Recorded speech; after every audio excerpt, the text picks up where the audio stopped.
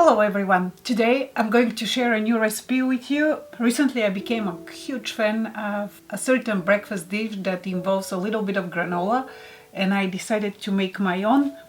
I made the first batch and it was really good. It was so good I decided to share it with you.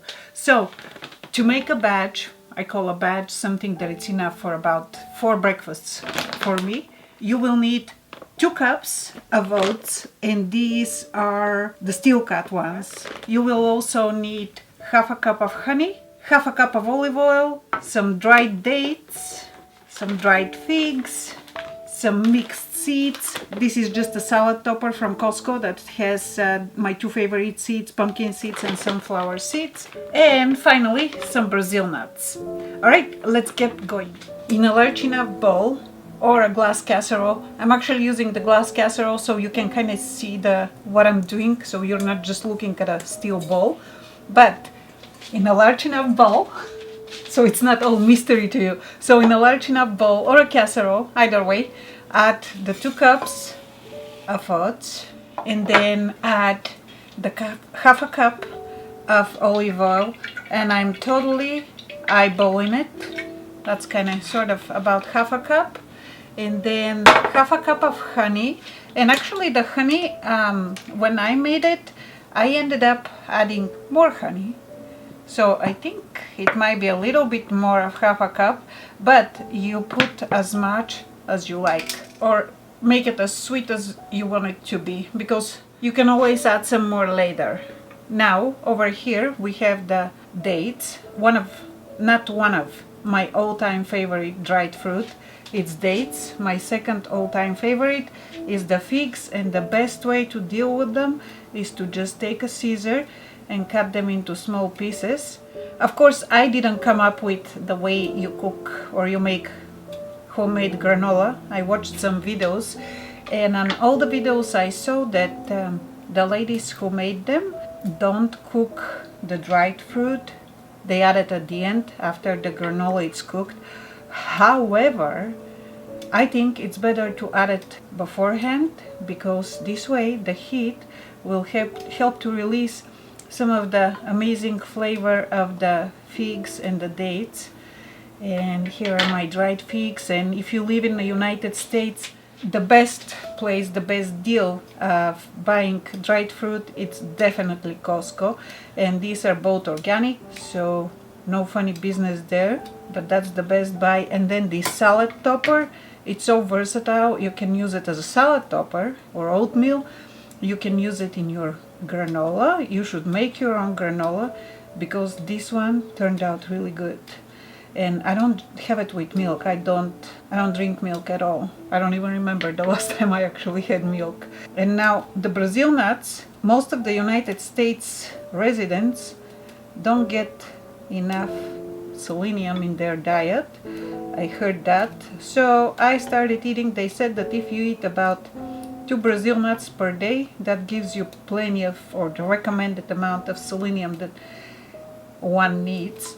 The first batch I did, I put the Brazil nuts in a Ziploc baggie and I kind of smashed it a little bit, but it turned a lot of it into dust, so I decided to do the scissors instead.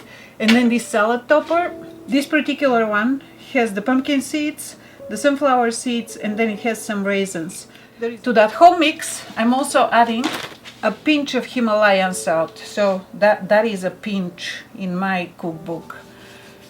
I don't have a cookbook.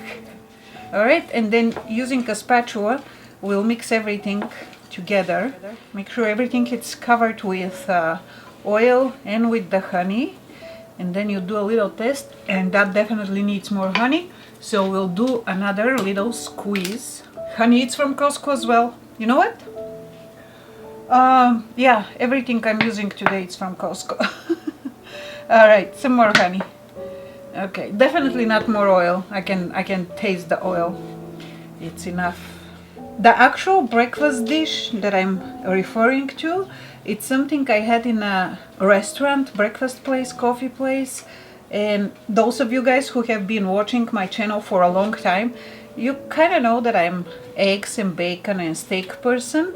So having that breakfast bowl was a total experiment. I'm always willing to try new things, even when they're outside my comfort zone, like having just fruit and oats and what have you for breakfast. But boy, did I like it. I loved it, and no offense to the restaurant. I understand they have to make money, but with the gratuity, it comes up to almost $17. And I absolutely cannot afford to do that every day. So every now and then I'm still supporting them. I'm still stopping by there eating, I would say about once a week. But for the rest of the week, I actually make it on my own. And in the next video, so not this video, not the next video, the video after that, I'm gonna share the actual bowl. In the next video, I'm gonna share how to make the topping, which is a courtesy of my sister. She found it on the internet for me. I think the pan is warm enough. So the ladies that I've seen on the internet cooking this are using their stove, their oven, and they're roasting this stuff in a pan. However, I think one has better control over the cooking process using the stovetop, because it has to be stirred continuously. My last ingredient that I love so much, and it's so good for your blood pressure and your overall health, is cinnamon. So I know a lot of people don't like cinnamon, so it's not 100% necessary, but in my opinion makes it really good. Alright, I think that's enough. Yeah, that's enough cinnamon. So we'll mix that as well. And when it comes to the dried fruit, I suppose you can use whatever you like. You know what? These are not raisins, these are cranberries. I'm sorry about that. I saw these ladies on the internet how they make it, and I basically just took the basic ingredients and then added my own stuff, the stuff that I like, and you should do the same thing. So that whole roasting thing, that takes about 12 minutes. The burner is, so if your burner goes from 2 to 10, mine is at about 5. So currently we are at the 12th minute, and I'm going to turn the burner off. Make sure you don't leave it on the burner once turned off, so keep stirring it for about, I would say another minute or so, but then take it off the burner, because if you leave it in the burner, it's going to continue to cook on the bottom and it is going to burn. This is the kind of golden brownish color we're looking for. My cinnamon kind of distorts that color. It may fool you, but about 12, 13 to 14 minutes at the most, between medium and low, especially if you're going to have the granola with milk. It is more than enough, and it's also enough for the way I'm going to use it in a couple of videos from now. So I'll let it cool so I can show you everyone how wonderful it is. I'll be right back. And now that the granola is somewhat cooled, I'm gonna store it in an airtight container. I don't like using Ziploc bags, so this one works perfectly for me. And this is what the granola looks like. You can use it with milk, but I will use it in another breakfast bowl that I will share, as I said, with you a couple of weeks from now. Close it, store it, and use it. I hope you enjoyed this recipe. If so, please give it a thumbs up. If you're new to my channel, please consider subscribing. And as always, thank you so much for watching. I love you all. Goodbye.